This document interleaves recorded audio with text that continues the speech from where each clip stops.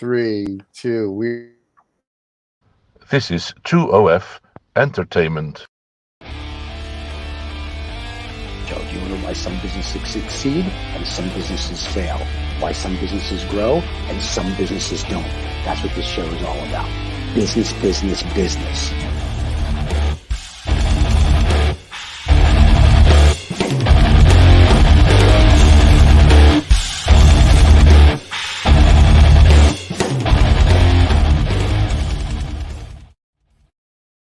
We are back. Happy Saturday morning to everybody. And we have a special guest host with us because John, for all of that you people know, John always is hunting Nazi gold. Apparently he found some.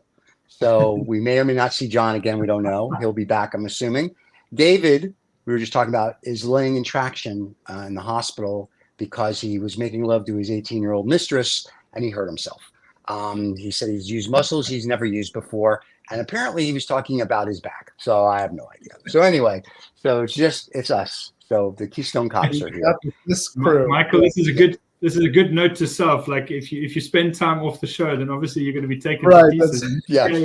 So it's a good thing to say. And there's times that I'm not on the show and you want. like that. That's what happens. That's right. The Illuminati apparently didn't like what I was saying. So before we get into our topics, and we have our special guest with us, thank you very much for being here. Michael was just telling us before we came on that he's been on a media detox this week and hasn't seen social media, read any comic books or anything. I know one thing he did watch yesterday, which is the AI Hero special broadcast. I did see a Hero special broadcast. That's right. That was an exception to the rule. So yes, so he saw that, which if you haven't seen it, you're living under a rock. Now, since of that, Michael hasn't seen anything. So we're just telling Michael before the aliens have landed. I'm getting up to speed on this show. Aliens have landed. Kim Kardashian now is president of the United States. Wow. Russia and the Ukraine made up.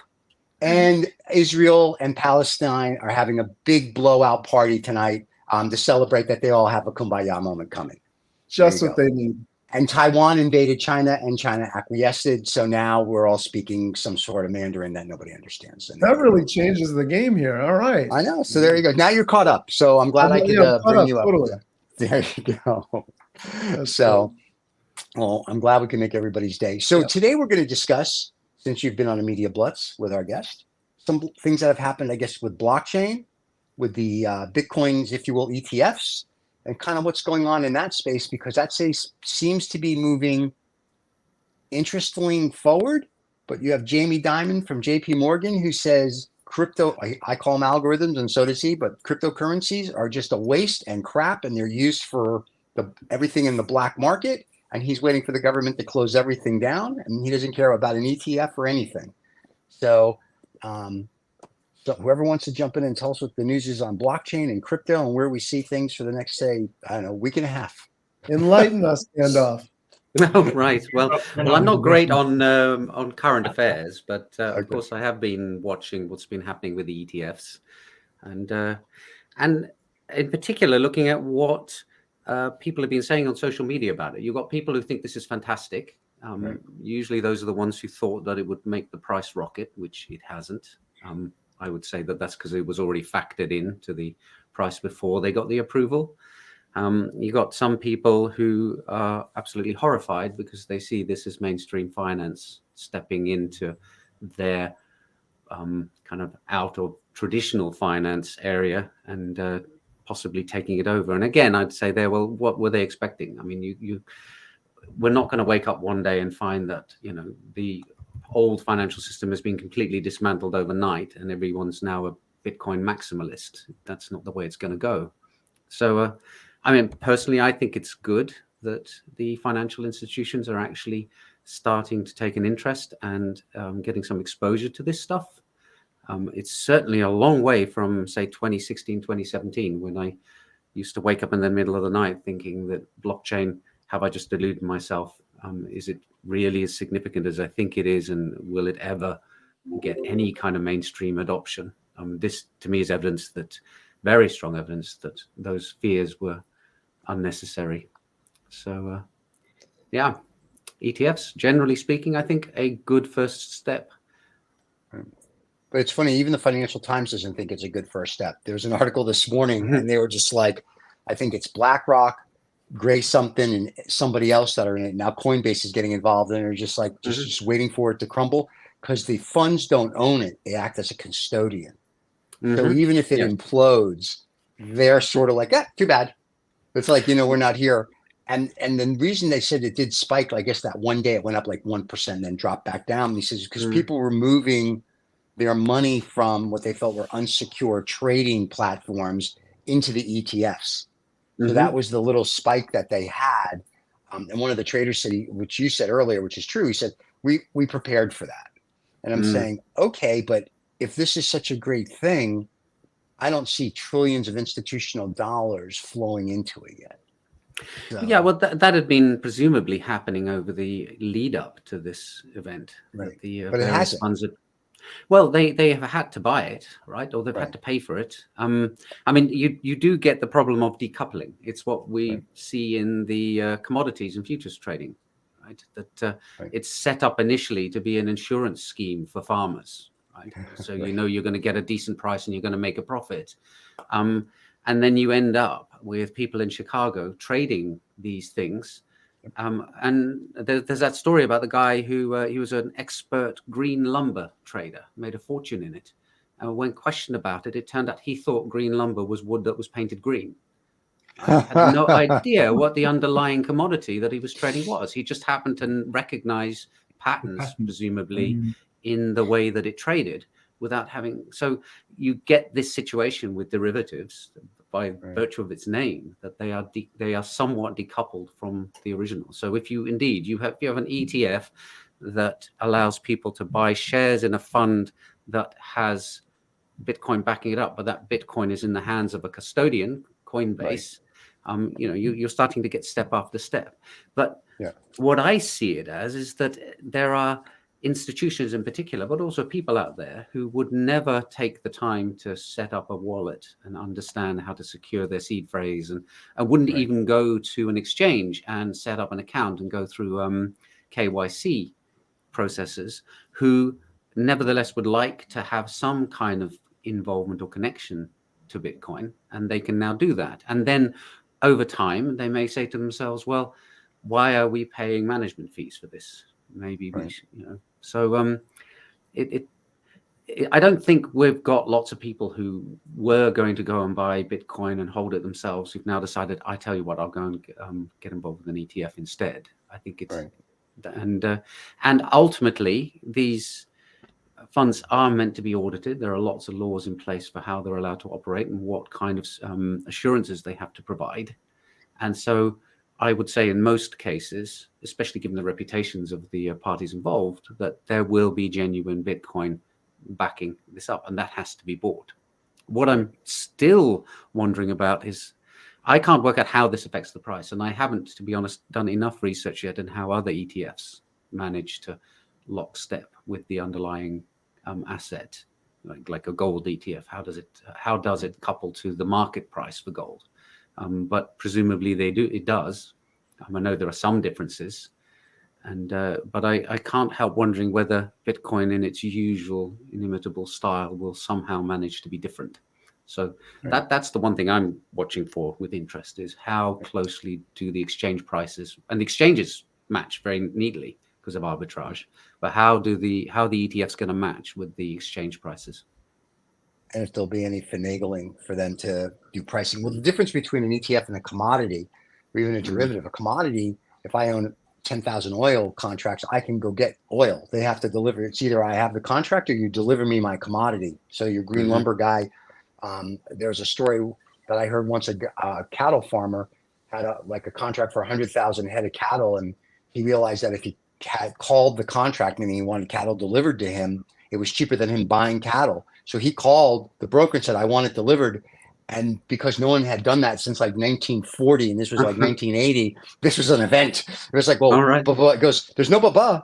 It says by law, you have to deliver me my actual commodity, deliver it. And they had a whatever, because if everybody tomorrow bought, just say, a gold commodity, and said, we're calling all the gold. There's not enough gold to do it, right? So the ETF, yes, hopefully it doesn't become like, what was the one, the algorithm, the US dollar trade Bitcoin thing was supposed to be parity with $1, but it was actually less than $1 because they didn't have enough dollars to cover it. I'm hoping that if they do have someone that says it's time to cash out, A, they don't lock the fund, and two, they actually have the Bitcoin to cover it, and they're not trying to do an arbitrage and a spread and 15 other things that they need to do. So I'm hoping that it becomes legitimate. But to Jamie Dimon's point, that in that fund would be legitimate money. The ones outside of it, like he says, I guess they did a survey or a study, and it was like drugs, black market. It was a list of things. So it still has that connotation, I think, until they clean it up. And at some point, the government, I think, is just going to be like,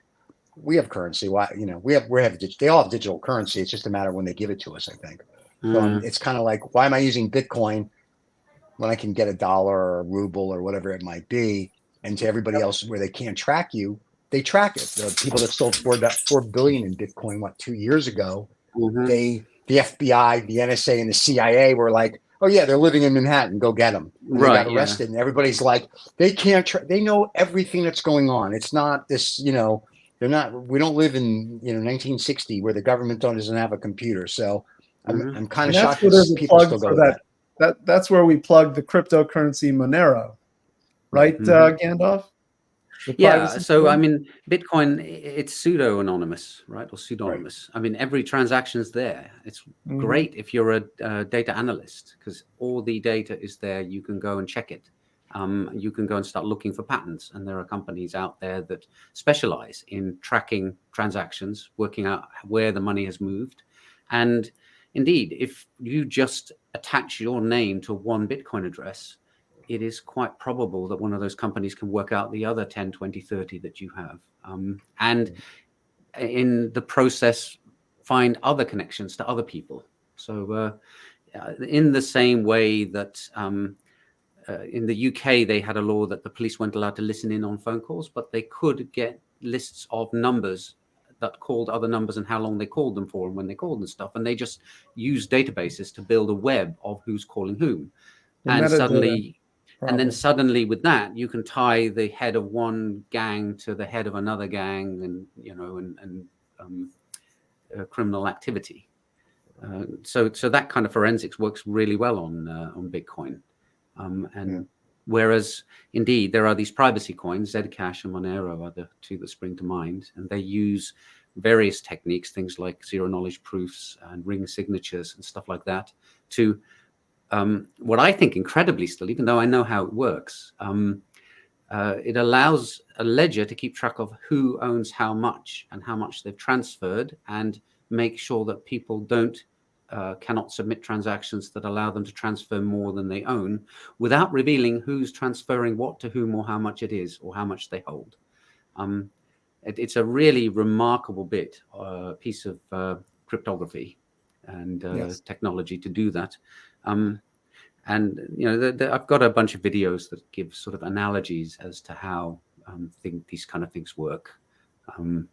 Where do people find your videos, Gandalf?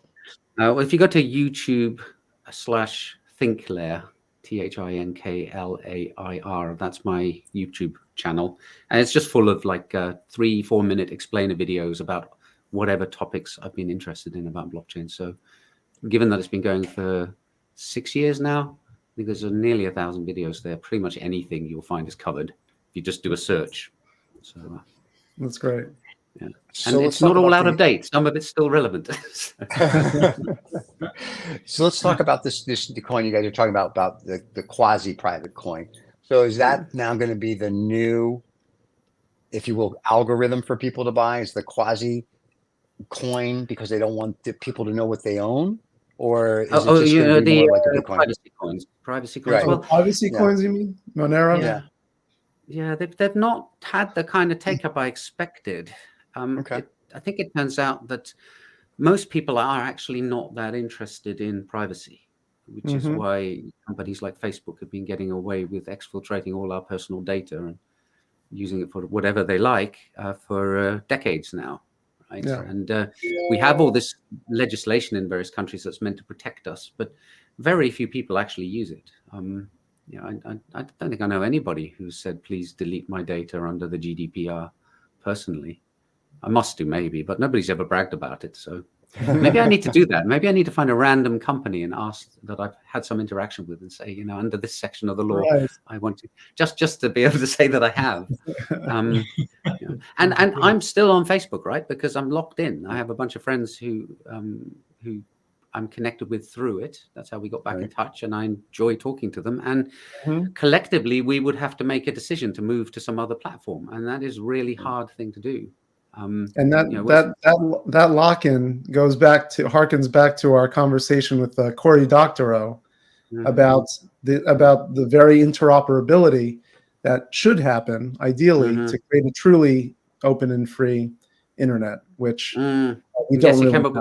He came up with that wonderful term, didn't he? The enshittification of the internet. Yes, he did. Yeah. I mean, actually, you can use that. You were talking about Jamie Dimon. I don't know how do you pronounce his surname Dimon? I mean, is it really? We call him Jamie. Right? He's a demon. I like him because he's part of the Illuminati club, but his name is Jamie Dimon. So Diamond, not Demon. Yeah, Jamie Dimon. Diamond. Okay, so he's gone for the diamond aspect, right? Because demon sounds really kind of hard. Like my middle initial is L. So we just leave it like that because we don't really want to tell people what it stands for. So it's the same type of thing. You know what I mean? So, yeah. So we'll just call him Jamie Dimon for now. And, okay. Sorry, Jamie. So he was saying earlier that he was saying, well, what's going to stop the Bitcoin people from issuing more? He was rubbishing the hard cap, just under 21 million Bitcoin. And it's kind of, obviously you're not going to be able to explain it to him. He probably does understand it, and it's just part of muddying the waters. I mean, even if he doesn't, he's not going to want to listen in that case. But the fact is, if you want to change the amount of Bitcoin that can be issued over the period that it is issued, which I can't remember the number off the top of my head for time, but it's just under 21 million Bitcoin. You need to get agreement from all the miners, right? And I was just talking about how I can't get me and 5 friends to move off Facebook. So how are you going to get all these miners who are economically incentivized to keep the system running as it is because of the risk of upsetting the apple cart, doubling the amount of Bitcoin you can issue? There's no point in doubling it because you'll just immediately halve the value of the coin, right?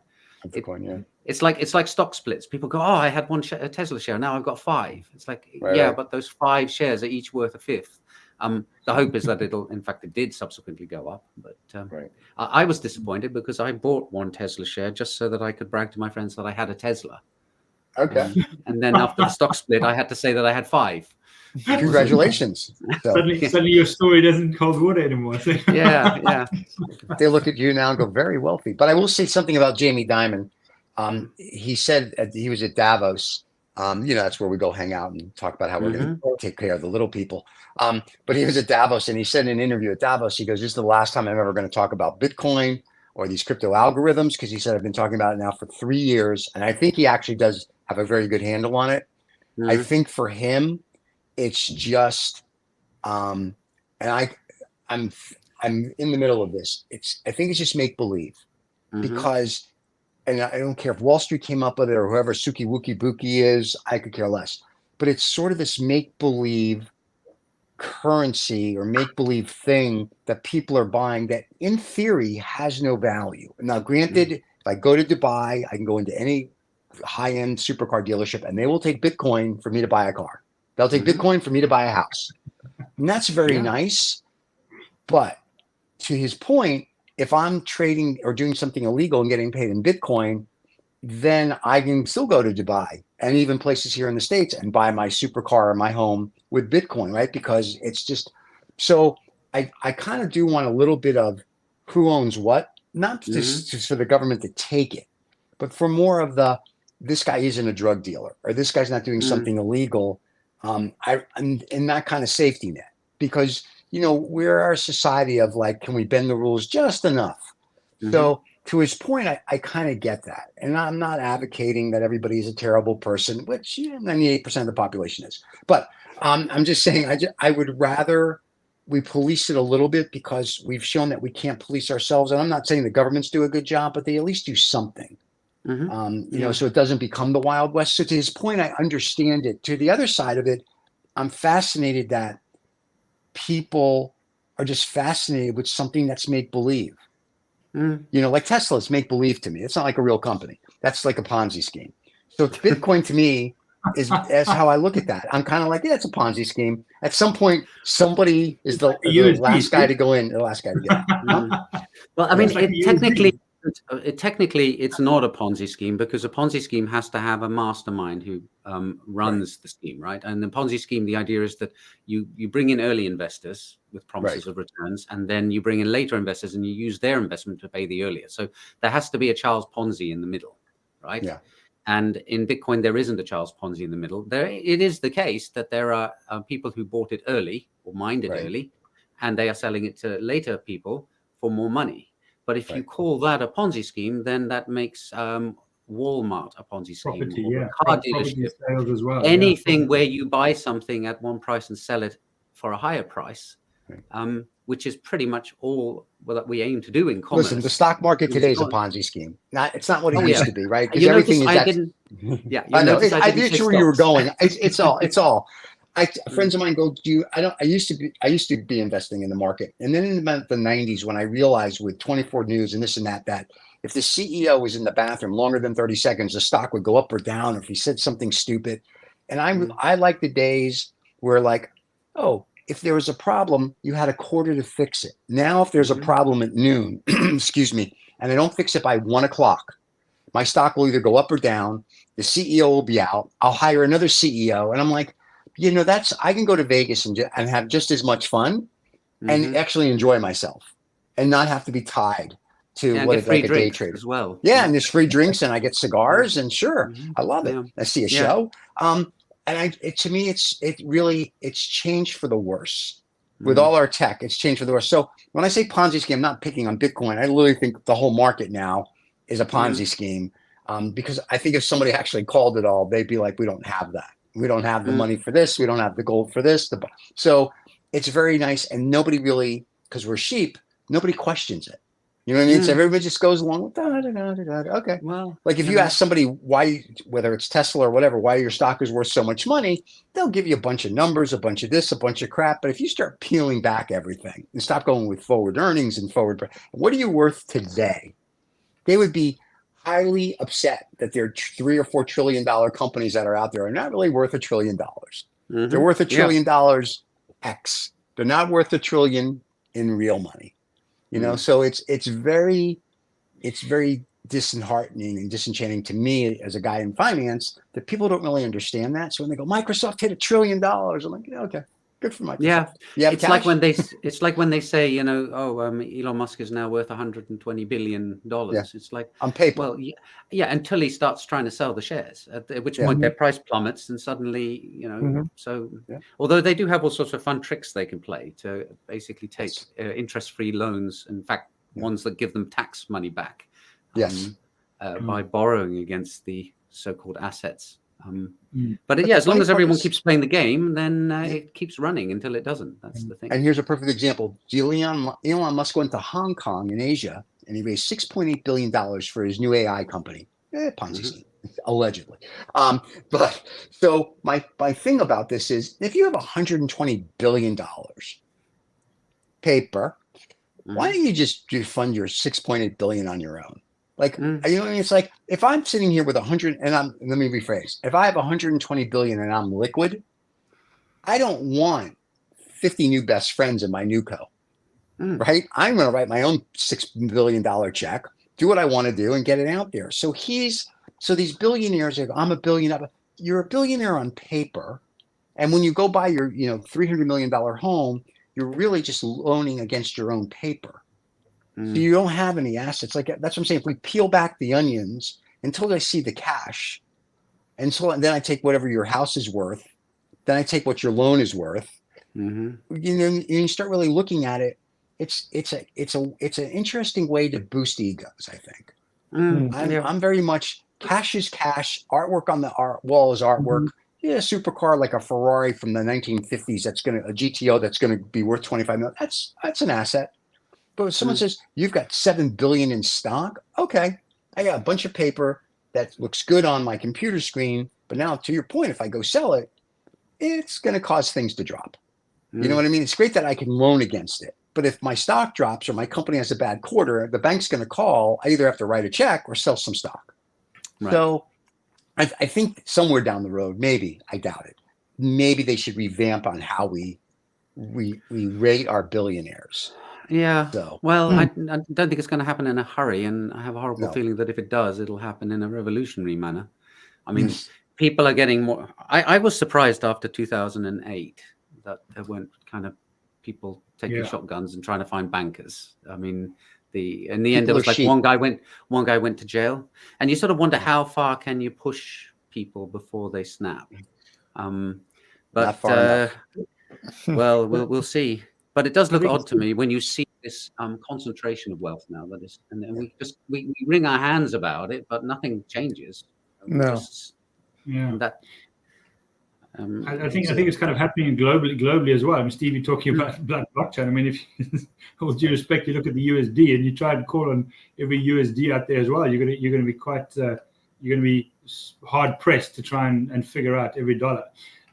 So I think that whole structure that we're talking about now really is under scrutiny. And I think, Gandalf, you're kind of alluding to it now, is the fact that I think more and more people are starting to become a little bit more awake to what you're saying, Steve, is the fact that we've built this.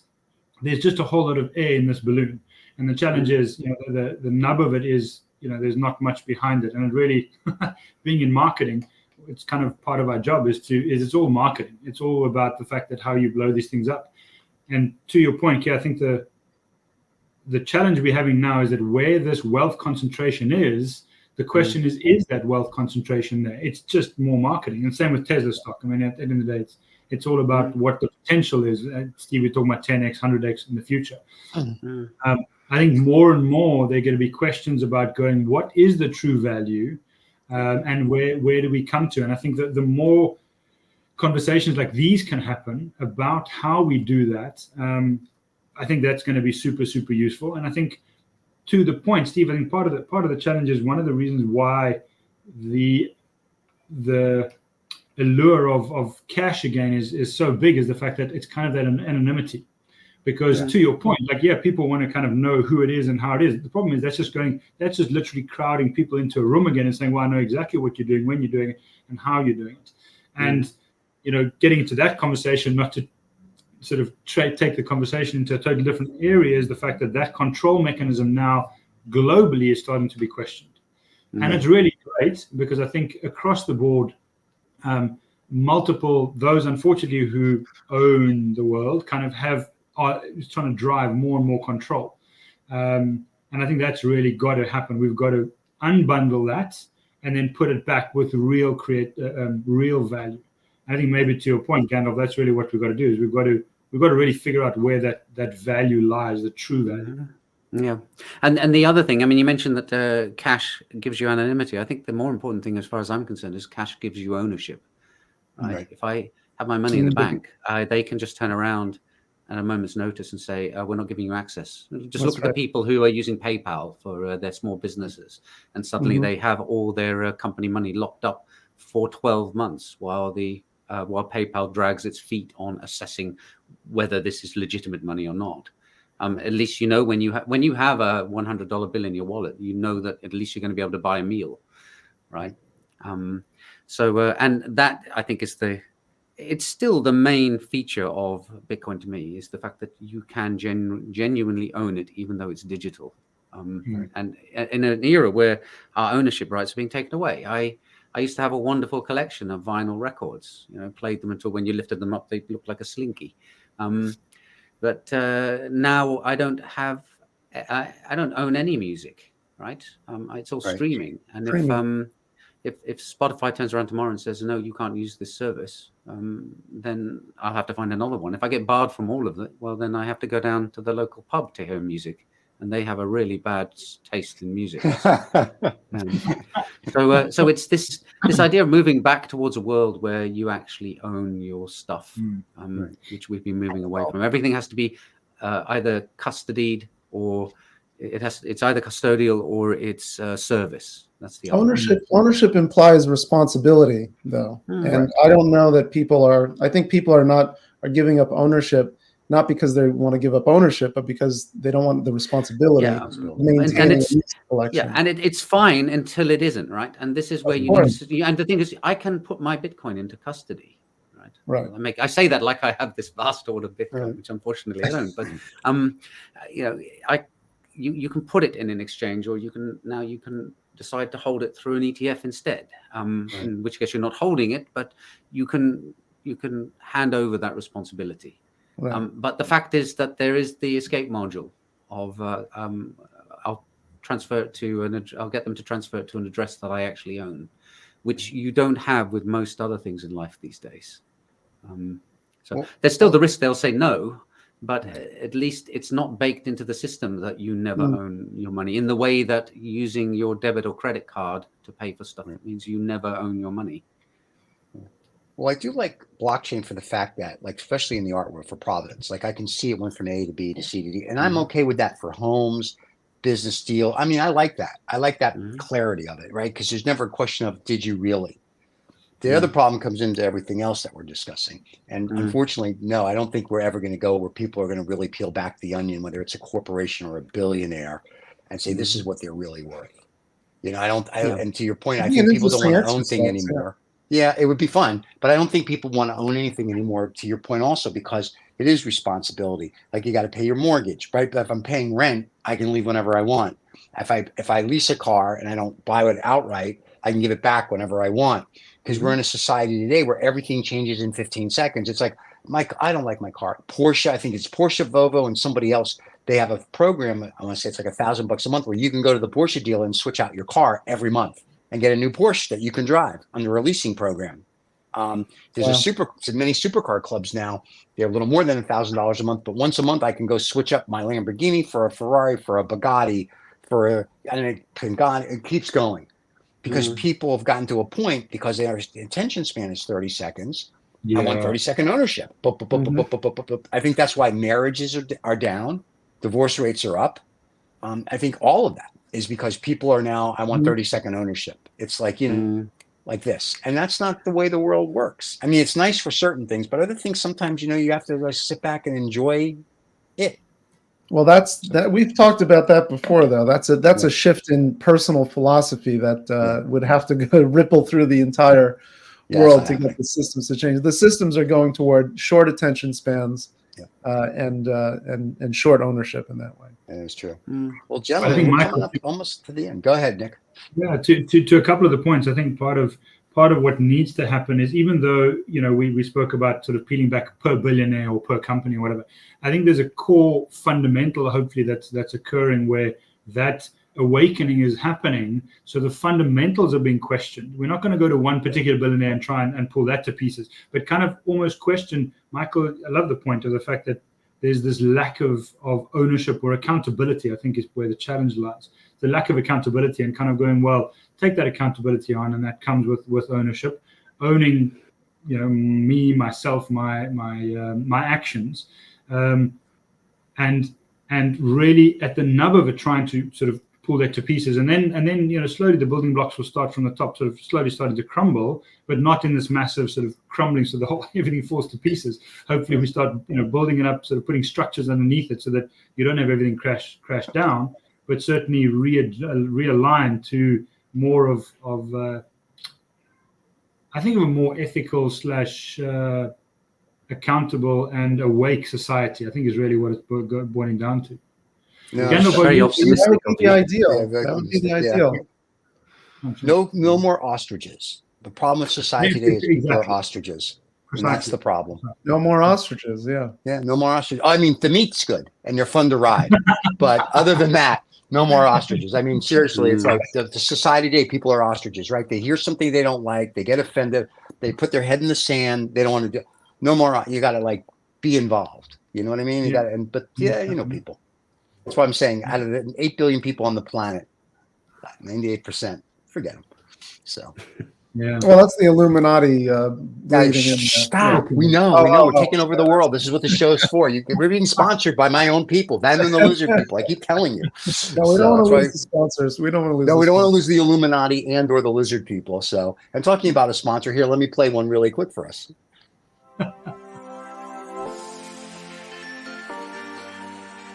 Get the freedom and the flexibility of remote work in the lucrative tech industry. Bend your life around the world. Bandicoot is the premier course and community for thriving in a remote tech career. Join the revolution today. Bandicoot.com, official partner of the Lost Dollar Business Club. Thank you, Steve. Get that in. There you go. No worries. Was that for a remote tech career? Was it a remote tech? Like, is it COBOL or that they're talking about? Or well, it actually is geared toward people working remotely in the tech industry. Okay, it's not the tech that's remote. not the remote tech itself. Not the remote tech itself. Yeah, it's for aspiring remote tech workers. Yes. Right. Okay. And it's a very cool class, and Michael's the founder of it. So we play his commercial. Yeah. Right. And we'll play the Euro AI commercial in a little bit as well. So thank you so much, Gandalf, for your time. You are more than welcome to stay for Lost and Found as long as you have something an article. If not, then we're going to kick you loose, because this is where this is where the political side of the show that you don't want to really be involved in. Right. So we were talking about this before the show. We're talking about this. He goes, no, don't want to talk about that. So so. It's late here in Finland, so I have. Yes, it's late. It's late. It's like 4 p.m. The reindeer need to be fed. I have things to do. Santa's calling. I've got to go. Yeah, there's 2 meters of snow to be shoveled off the driveway, right? There you go. And Grandpa's frozen in the outdoor closet. So totally get that. Well, my friend, it was good to see you, and thank you so much. We'll look forward to seeing you hopefully next month. Yeah, hopefully. Thanks very much. I've really enjoyed it. Goodbye. Have a great day. Cheers. Bye-bye. All right, boys. It's our favorite thing. Let's do some Lost and Found. Do it. And then we'll... Welcome to this week's Lost and Found, uncovering dollar winners and losers, where we discuss dollars lost and dollars gained by various companies and projects. All right, we are here. So now the question is, Mr. Nick, what do you have for us? I already know what I've got. So I know a lot has been sort of said about the power challenges in South Africa, and I think to a degree, there's some over the last couple of weeks. There's been some positive sort of change with regards to how much the load shedding has occurred. And just for those who don't know, load shedding is really there's insufficient power provided or from the main energy supplier, and so what they do is they cut energy to certain areas, and very thankfully at least they've got a fairly good schedule. So now we used to not have sort of foresight on it or forecast on it. Now we at least have a forecast, so you can kind of prepare for it. But just to kind of put a little bit more in sort of contrast or perspective, one of the biggest retailers, homeware and fashion retailers called TFG, Foschini Group, their year-end financials for 2023, they reported that just due to load shedding, they lost 1.5 billion rand. So to be fair, that's about $2, but it sounds a lot. It sounds impressive. So it sounds good. Big number. Sounds good. No, it's a lot of money. It really goes into the millions of dollars. So really, it really does affect the, and that's a massive retail in South Africa. So really, a bit of a dollar loss there, a couple of them, but certainly looking at countrywide to look at the leadership and trying to look at how that changes and how you can actually put a plan together and getting that energy supply back into the grid properly. So yeah, unfortunately it's a bit rough at the moment, but looking at how to pull it back.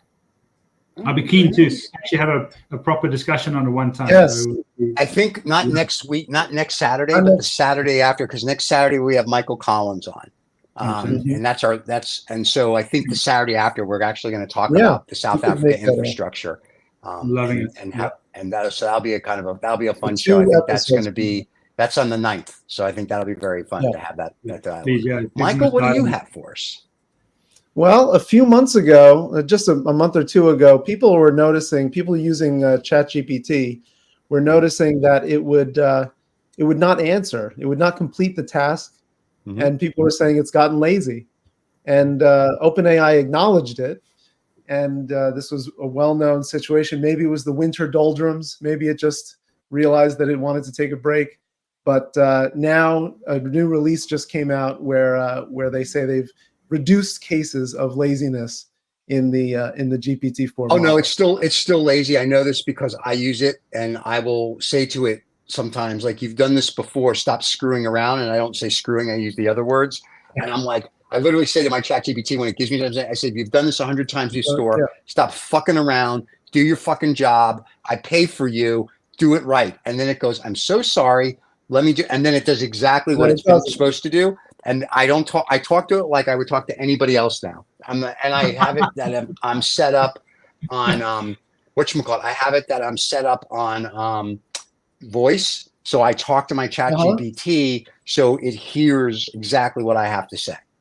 It hears the tonality. It knows you're serious. Yeah. And I'm like, it's like, holy shit, this guy's, and so, yeah. So ChatGPT still, if you're listening, still sucks a little cock there. So I'm just saying. This will be a $1 for OpenAI. Yes. They're so thankful that I am a client. Maybe. The best story that I love of the week. This is my best. I have many, but this is the one I'm going to go with. Donald Trump warns Nikki Haley billionaire backers to halt support. The former president says that they'll be banned permanently from MAGNA. Who gives a fuck? But more importantly, I think what people have to realize is that since Trump thinks he is the next Adolf Hitler or Al Capone, I think there's retribution. So I think if you're a billionaire and you're backing Nikki Haley or backing somebody else, I think you better start backing them even better. Because if Trump gets in, he's got his little, I'm not Al Capone and I'm all this bullshit. I think that's a problem. The billionaire class, infighting in the billionaire class. Very interesting. Who knew? Right? It's crazy. It's crazy. But yeah, I'm not sure if that's lost or found at this point. It's just crazy. The time will tell. Yeah, and David's not here to go ding ding. He's the one with the sound effects. Yeah, he's got the sound I think that's just a change in his pocket all the time. So I don't know. So, but guys, as always, it was a pleasure. And I'm going to run the hero commercial because if I don't, I'm going to get in trouble. And then we'll say goodbye to everybody.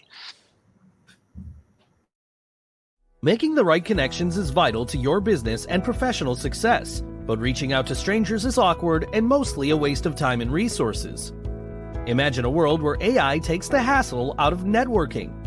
Enter Hero, your noise-free professional network powered by AI. What's so cool about Hero? How about getting your own AI networking assistant that's dedicated to solving your challenges by handpicking connections and opportunities that are right for you? But Hero does more than just meaningful matchmaking. We equip you with a customized storefront accessible to anyone on or off the Hero network to help enhance your brand and boost your revenue, making it easy to turn those meaningful connections into valued customers, all within Hero. Hero is networking as it should be, meaningful conversations with well-meaning people without the noise.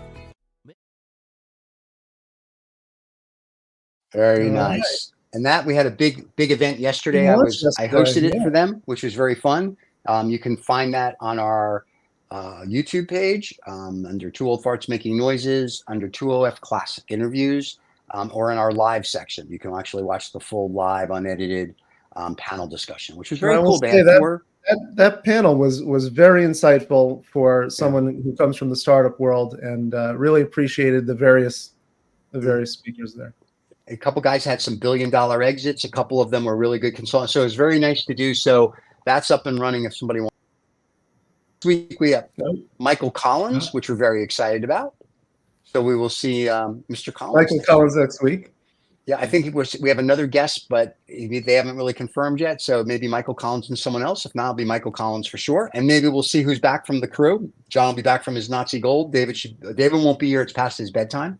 Okay. So I'm not sure if Nick will make it because it'll be really late in South Africa and they don't know if the gerbil can keep turning the wheels. So it may just be you and I and Michael. We'll have to see. All right. So and we'll go from there. Guys, it's always a pleasure. Everybody have a wonderful Saturday morning. Just so you know, our Saturday mornings now include Lost Dollar Business Club, No Snobs or Knobs. Next week is going to be an AI show, but immediately following No Snobs or Knobs is Climate Good News with Greg Shapiro, who does Funny Haha. It's about 7 minutes long, and I'll give you all the news every week on what's going on with climate in a comedic form. But if you want to know what's going on in the comic world, there you go. So our Saturday is kind of like a news day for everybody. So there you have it. All right. You'll keep us watching all Saturday. That's my job. I know. All right, boys and girls. We'll see everybody next Saturday. Have a great rest of your weekend. Cheers. Thanks, A2. Bye.